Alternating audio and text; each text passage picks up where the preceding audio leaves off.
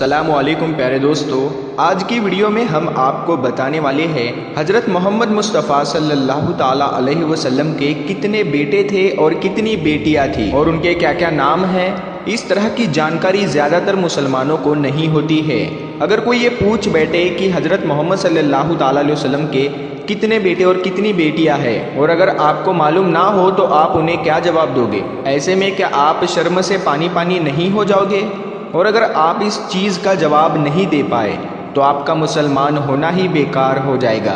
اسی لیے پیارے دوستو، آج کا یہ ویڈیو آپ سبھی کے لیے بہت ہی خاص ہے، کیونکہ آج کی اس ویڈیو میں ہم آپ کو حضرت محمد صلی اللہ تعالیٰ علیہ وسلم کے بیٹے اور بیٹیوں کے بارے میں پوری جانکاری دینے والے ہیں۔ اسی لیے آپ اس ویڈیو کو آخر تک ضرور دیکھیں، اور اگر آپ کو حضور صلی اللہ تعالیٰ علیہ وسلم سے سچی محبت ہے تو اس ویڈیو کو آپ لائک کر کے اس ویڈیو کو اپنے دوستوں میں شیئر بھی کر دیں، تاکہ زیادہ سے زیادہ لوگوں تک یہ جانکاری پہنچ جائے۔ تو چلیے دوستو، شروع کرتے ہیں آج کی ویڈیو۔ ہم پہلے تو آپ کو حضرت محمد صلی اللہ تعالیٰ علیہ وسلم کے بیٹیوں کے بارے میں بتاتے ہیں، یعنی کہ آپ صلی اللہ تعالیٰ علیہ وسلم کی کتنی بیٹیاں ہیں اور ان کے کیا کیا نام ہیں۔ اس کے بعد میں ہم آپ کو ان کے بیٹوں کے بارے میں بھی بتائیں گے۔ پیارے دوستو، اللہ کے پیغمبر حضرت محمد صلی اللہ تعالیٰ علیہ وسلم کی 4 بیٹیاں تھیں، اور وہ سبھی کی سبھی بیٹیاں حضرت خدیجہ رضی اللہ تعالیٰ عنہا سے تھی۔ پہلی بیٹی حضرت زینب رضی اللہ تعالیٰ عنہا۔ پیارے دوستو، اللہ کے نبی حضرت محمد مصطفیٰ صلی اللہ تعالیٰ علیہ وسلم کی سب سے بڑی بیٹی حضرت زینب تھی۔ حضرت زینب جب پیدا ہوئی اس وقت آپ صلی اللہ تعالیٰ علیہ وسلم کی عمر مبارک 30 سال کی تھی۔ حضرت زینب کا نکاح اپنی خالہ کے بیٹے ابو العاص کے ساتھ ہوا۔ زینب نے اسلام اپنی ماں خدیجہ کے ساتھ قبول کیا، یعنی کہ وہ اپنی ماں حضرت خدیجہ کے ساتھ ہی اسلام میں داخل ہوئی تھی، لیکن ان کے شوہر ابو العاص ابھی بھی مکہ کے کافروں کے ساتھ میں تھے، اسی لیے وہ پیغمبر حضرت محمد صلی اللہ تعالیٰ علیہ وسلم کے ساتھ ہجرت کر کے نہیں آ پائی۔ جنگ بدر میں ابو العاص قید ہو کر آئے۔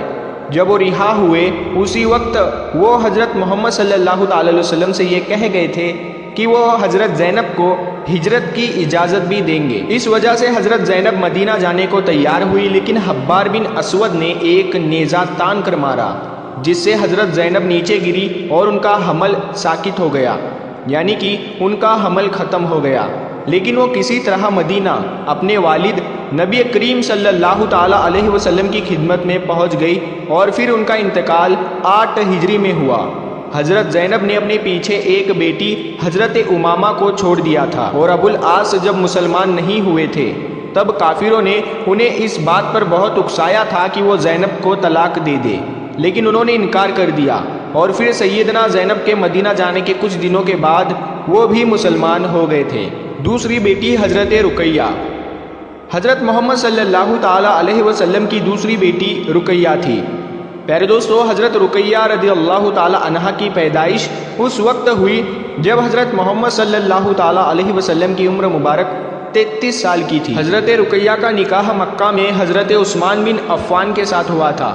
جب مکہ کے کافر ایمان والوں کو تکلیف دینے اور ان پر ظلم کرنے کے حد پار کر رہے تھے، تب دونوں حضرت محمد صلی اللہ تعالیٰ علیہ وسلم کی اجازت سے مسلمانوں کے ساتھ حبس میں رہنے چلے گئے۔ حبس میں اللہ تعالیٰ نے ان جوڑے کو ایک بیٹا عطا کیا، انہوں نے اس کا نام عبداللہ رکھ دیا۔ جب بدر کی جنگ ہوئی تب حضور صلی اللہ تعالیٰ علیہ وسلم بدر کی طرف تشریف لے جا رہے تھے۔ اس وقت حضرت رقیہ بیمار تھی۔ ان کی تیمارداری اور دیکھ بھال کرنے کے لیے ان کے شوہر حضرت عثمان کو مدینہ میں چھوڑا گیا تھا، اسی لیے حضرت عثمان لڑائی میں شامل نہیں ہو پائے، لیکن اسی بیماری میں رقیہ کا انتقال ہو گیا۔ جس وقت حضرت زید بن حریث جیت کی خوشی لے کر مدینہ آئے تھے، اس وقت حضرت رقیہ کو دفن کیا جا رہا تھا۔ ان کے بیٹے عبداللہ ان کی ماں کے بعد 2 سالوں تک زندہ رہے۔ ان کی عمر 6 سال کی تھی کہ ان کا بھی انتقال ہو گیا۔ تیسری بیٹی ام کلثوم رضی اللہ تعالی عنہا۔ پیارے دوستو، حضرت محمد صلی اللہ تعالی علیہ وسلم کی تیسری بیٹی تھی ام کلثوم۔ دوستو، حضرت رقیہ کے انتقال کے بعد اللہ کے رسول صلی اللہ تعالی علیہ وسلم نے اپنی دوسری بیٹی کی شادی حضرت عثمان رضی اللہ تعالی عنہ کے ساتھ 3 ہجری میں کی۔ اسی لیے حضرت عثمان رضی اللہ تعالی عنہ کو 2 نوروں والا کہا جاتا ہے۔ کیونکہ ان کے نکاح میں اللہ کے رسول صلی اللہ تعالیٰ علیہ وسلم کی 2 بیٹیاں آئی۔ یہ ایک ایسی نعمت تھی جو کسی دوسرے کے پاس نہیں تھی۔ لیکن 9 ہجری میں ام کلثوم کا بھی انتقال ہو گیا۔ ان کے کوئی بچے نہیں تھے۔ ام کلثوم کو حضرت رقیہ کے یعنی ان کی بہن کے ہی بغل میں دفن کیا گیا تھا۔ چوتھی بیٹی سیدہ فاطمہ رضی اللہ تعالی عنہا۔ حضرت محمد صلی اللہ تعالی علیہ وسلم کی چوتھی بیٹی تھی حضرت فاطمہ رضی اللہ تعالی عنہا۔ حضرت فاطمہ کا نکاح بدر کے واقعے کے بعد احد کے واقعے سے پہلے اللہ کے رسول صلی اللہ تعالی علیہ وسلم نے حضرت علی رضی اللہ تعالی عنہ کے ساتھ کرا دی۔ حضرت فاطمہ رضی اللہ تعالی عنہا کی 5 اولادیں ہوئی۔ نمبر 1 حضرت حسن، نمبر 2 حضرت حسین، نمبر 3 محسن، نمبر 4 ام کلثوم اور نمبر 5 زینب۔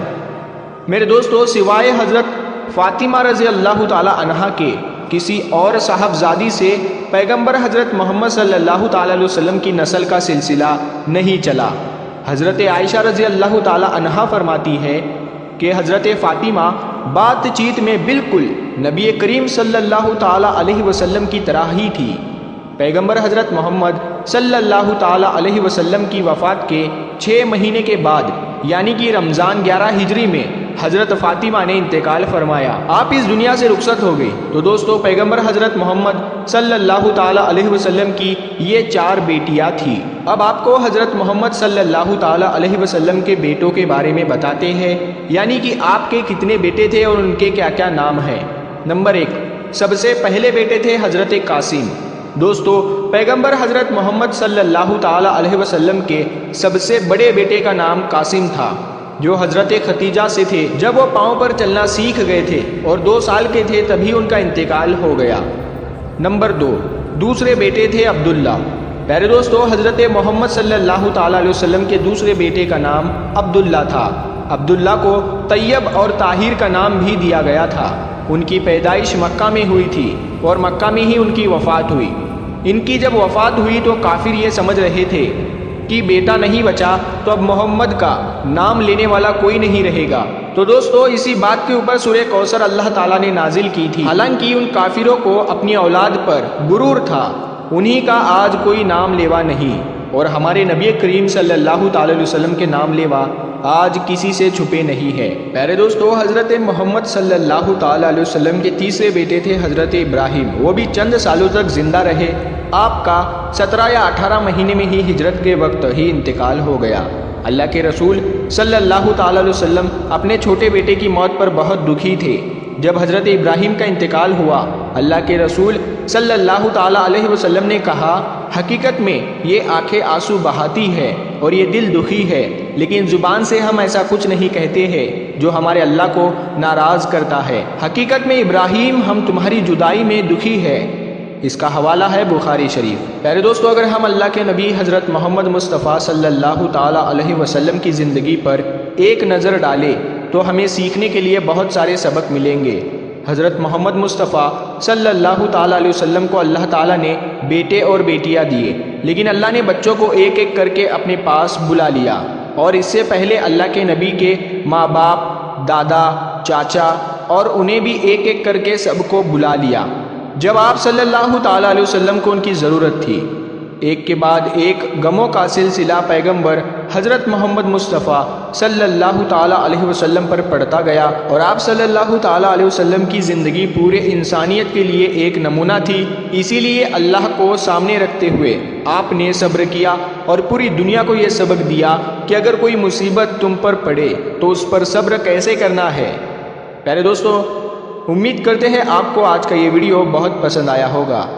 اگر آپ کو یہ ویڈیو پسند آیا ہے تو آپ اسے ہر بار کی طرح لائک کریں اور اپنے دوستوں میں اس ویڈیو کو ضرور شیئر کریں۔ اگر ابھی تک آپ نے ہمارے نور حدیث یوٹیوب چینل کو سبسکرائب نہیں کیا ہے تو جلدی سے سبسکرائب کر کے ساتھ میں لگے بیل آئیکن کو ضرور دبا دیں۔ ہم ملتے ہیں پھر ایک نئی ویڈیو کے ساتھ، تب تک کے لیے السلام علیکم، اللہ حافظ۔